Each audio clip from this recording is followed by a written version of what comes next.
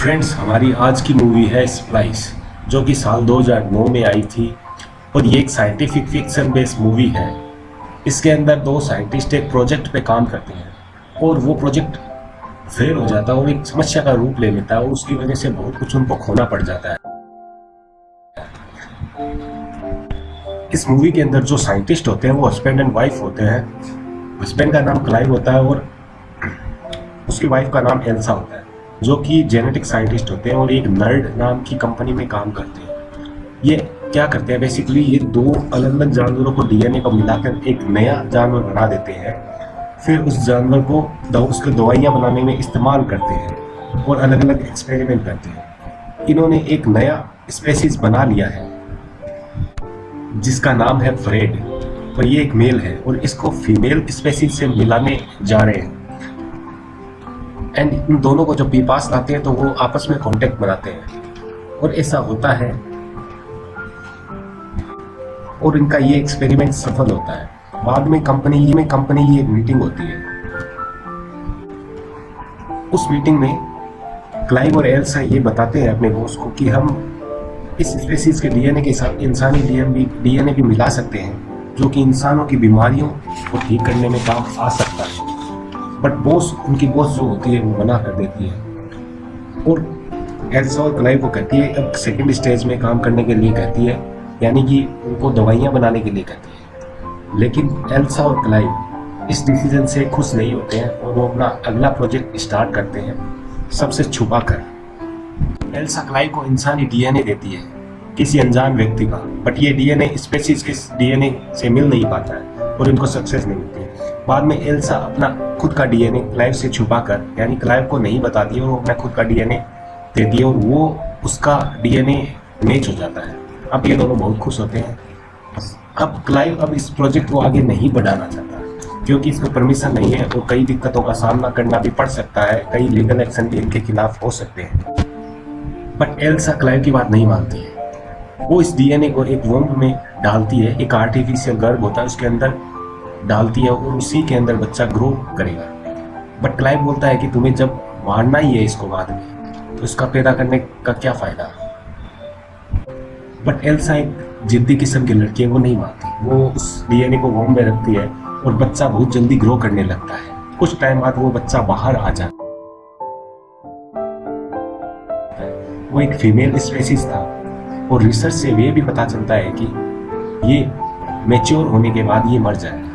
Elsa के इस species को अपने बच्चे की तरह पालती है।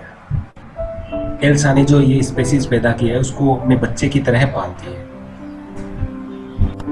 थोड़े दिन बाद इस स्पेसीज के हाथ भी निकल आते हैं और इसकी एक नुकीली पूंछ भी निकल आती है। अब एल्सा एक दिन इसके साथ वर्ड गेम खेल रही है तो वो स्पेसीज जो भी एल्सा के टी शर्ट पे नाम लिखा हुआ था वो लिख देती है, यानी उसकी कंपनी का नाम नर्ड था वो लिख देती है। वो एल्सा इससे उसको पता चल जाता है कि ये जो स्पेसीज है इसका दिमाग बहुत ही तेज गति से विकसित हो रहा है और एल्सा ने इसका नाम अब ड्रेन रख दिया है, नर्ड का उल्टा रख दिया है ड्रेन। अब एल्सा और क्लाइव इस स्पेसीज को ड्रेन ही बुलाते हैं और वो इसको छुपा कर रखते हैं। लेकिन इसको भाई को, जो भी ये क्लाइव का भाई है, उसको इसका पता लग जाता है एंड बिल्डिंग का रिनोवेशन भी होने वाला है, तो इन लोगों को ड्रेन को किसी दूसरी जगह पे ले जाना पड़ेगा। ये किसी दूसरी जगह अपने फार्म हाउस पे ले जाते हैं और दूसरी तरफ एल्सा और क्लाइव अपनी कंपनी के प्रोजेक्ट की प्रेजेंटेशन देते हैं और वो दिखाते हैं कि कैसे female species and male species आपस में कांटेक्ट बनाती है। लेकिन ये क्या, वो दोनों स्पेसीज कांटेक्ट बनाने के बजाय एक दूसरे को मारने के लिए लड़ने लगते हैं और एक दूसरे को खत्म कर देते हैं। एल्सा और क्लाइव ये देख के बहुत ही हैरान हो जाते हैं। बाद में रिसर्च में ये पता लगता है कि ये इसलिए हुआ कि जो फीमेल स्पेसीज थी उसने अपना जेंडर बदल लिया है और वो अब मेल बन चुकी थी, इसलिए दोनों ने एक दूसरे को ही मार डाला। इस रिसर्च से उनको ये भी पता लगता है कि ये स्पेसीज अपना जेंडर कुछ टाइम के बाद चेंज कर लेती है। एंड अब कंपनी ने इनको किसी भी दूसरे नए प्रोजेक्ट के लिए मना कर दिया था और दूसरी तरफ ड्रेन भी दिन ब दिन खराब होती जा रही थी। एक बार तो वो बाहर जंगल में निकल पड़ी और वहाँ पर एक जानवर को खा रही होती है। एल्सा एंड क्लाइव उसे ढूंढ कर लाते हैं। अब धीरे धीरे ड्रेन एल्सा पर गुस्सा होने लगती थी। अब धीरे धीरे ड्रेन एल्सा पर तो गुस्सा होने लग गई और क्लाइव की तरफ अट्रैक्ट होती जा रही थी। ऐसा इसलिए हो रहा था क्योंकि ड्रेन में एल्सा का डीएनए था, इसलिए वो क्लाइव की तरफ अट्रैक्ट होती जा रही थी। एल्सा और क्लाइव किसी बात पर ड्रेन पे गुस्सा होते हैं, वो तो ड्रेन नाराज होकर फार्म हाउस की छत पे चली जाती है। एल्सा और क्लाइव उसे रोकने की कोशिश करते हैं। जैसे ही ड्रेन छत के कूदने वाली होती है उसी टाइम उसके पंख भी निकल आते हैं, लेकिन एल्सा और क्लाइव ड्रेन को किसी भी तरह समझा बुझाकर वापस ले आते हैं।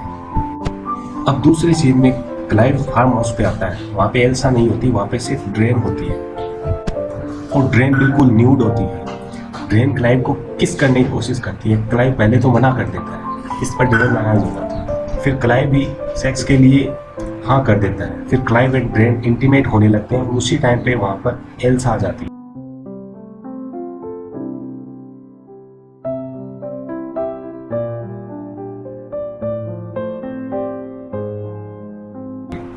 एल्सा को बहुत दुख होता है, वो दूर जाती है। फिर क्लाइव उसे मना लेता है। अब एल्सा और ड्रेन की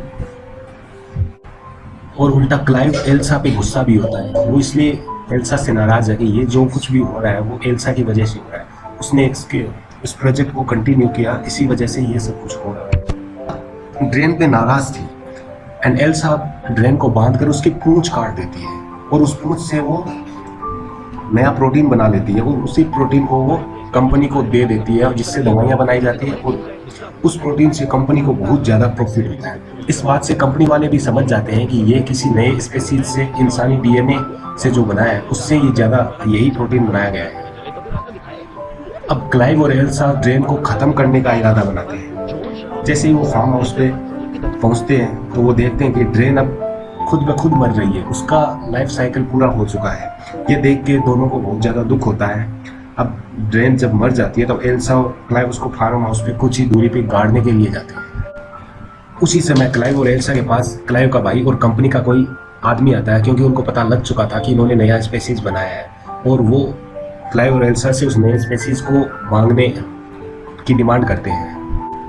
लेकिन क्लाइव और एल्सा उन दोनों को ये बताते हैं कि अब कोई फ़ायदा नहीं है, जो नया स्पेसीज बनाया था उसका लाइफ साइकिल पूरा हो चुका है और वो मर चुकी है। उसी टाइम उन्हें जोर से आवाज़ आती है और वो देखते हैं कि ड्रेन बाहर आ चुकी है और ज़्यादा खतरनाक हो चुकी है। अब ड्रेन ने अपना जेंडर चेंज कर लिया है, वो पहले फीमेल थी अब वो मेल हो गया है।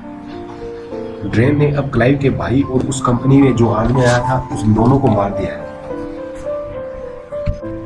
और उसी मुठभेड़ में क्लाइव भी बेहोश हो जाता है। अब ड्रेन एल्सा का रेप करने लगता है क्योंकि अब वो मेल बन चुकी थी। जब भी अब उसी टाइम पे क्लाइव को होश आता है तो वो एल्सा को बचाने की कोशिश करता है, पर ड्रेन क्लाइव को मार देता है, जान से ही मार देता है। अब एल्सा ये देखकर ड्रेन को बड़े पत्थर से मार देती है और ड्रेन की भी वहीं पर मौत हो जाती है। अब एल्सा अकेली बच जाती है, उसका हस्बैंड भी मारा गया और मूवी के लास्ट सीन में हम देखते हैं कि एल्सा प्रेग्नेंट हो चुकी है एंड कंपनी के बॉस ये बताकर और वो अपनी कंपनी के बॉस से बात कर रही है और बॉस उसे बताती है कि प्रोटीन से उनकी कंपनी को बहुत ज़्यादा फायदा हुआ है और वो बॉस चाहती है कि तुम ड्रेन के बच्चे को जन्म देना चाहिए, बट अगर नहीं देना चाहती तो उस पर कोई प्रेशर नहीं है। लेकिन एल्सा अपने बच्चे को जन्म देना चाहती है, वो जन्म देने का फैसला करती है। वो ये देखना चाहती है कि उसकी आने वाली पीढ़ी कैसी होगी।